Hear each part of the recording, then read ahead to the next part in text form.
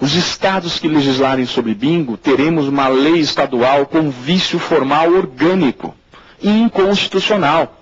Então, por isso que até que venha esta lei federal legislando sobre bingo, os estados que ainda têm os seus bingos abertos com base em leis estaduais, a tendência vai ser fechar tudo.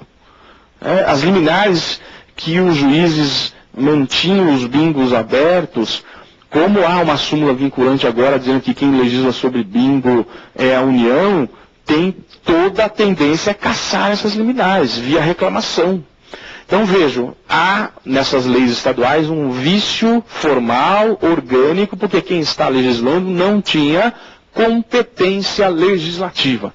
Um tema que o Supremo vai precisar interpretar, e é muito importante, é o que aconteceu lá em São Paulo. Em São Paulo, devem ter acompanhado, há uma lei municipal que proibiu o uso de outdoor. A cidade não tem mais outdoor. A cidade está pelada sem outdoor. Dizem que está mais bonita, mais bela. E uma lei municipal proibiu isso. As empresas de outdoor estão desesperadas. Elas vendiam outdoor, não pode mais, morreram.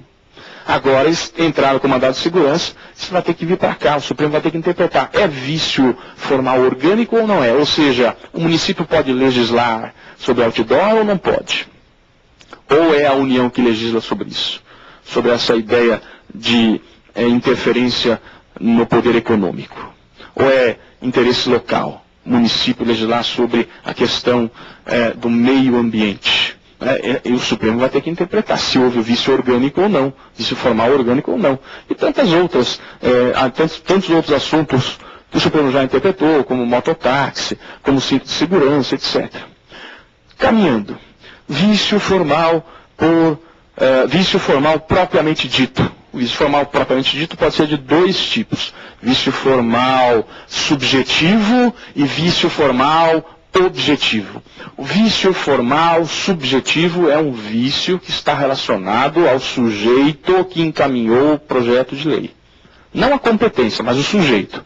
Então vejam, existem alguns assuntos que são de competência reservada ou exclusiva de determinados entes federativos, ou de determinadas pessoas ou órgãos. Existem assuntos que são de iniciativa reservada do presidente da República. Por exemplo, as leis que fixem ou modifiquem os efetivos das Forças Armadas. Existem assuntos que são de iniciativa reservada do Supremo, como, por exemplo, o encaminhamento de projeto de lei para o estabelecimento do teto do funcionalismo público, o subsídio mensal que é pago para os ministros do STF.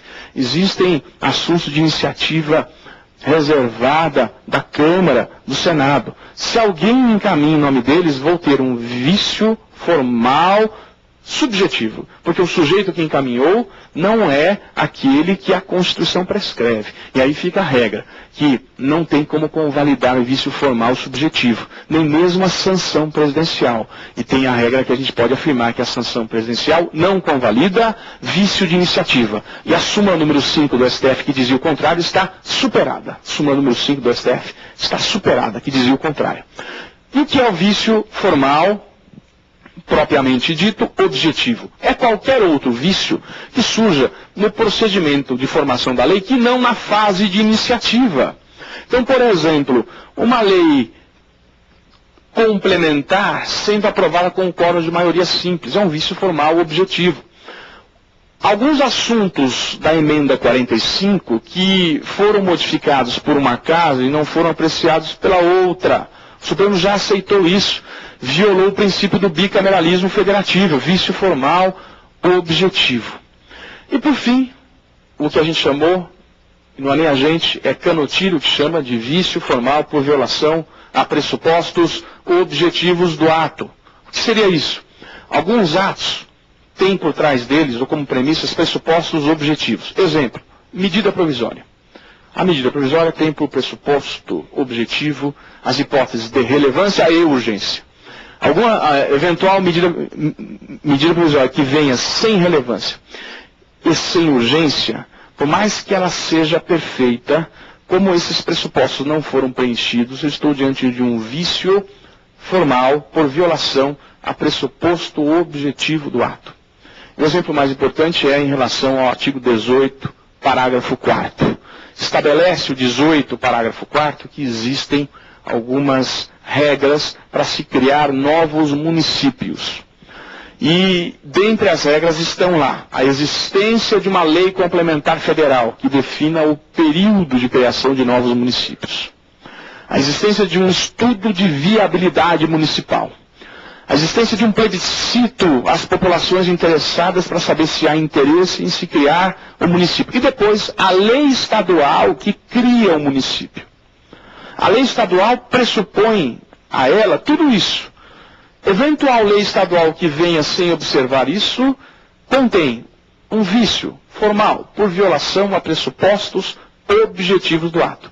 E foi o que aconteceu no julgamento da ADI 2240, onde se reconheceu que a lei que criou o chamado município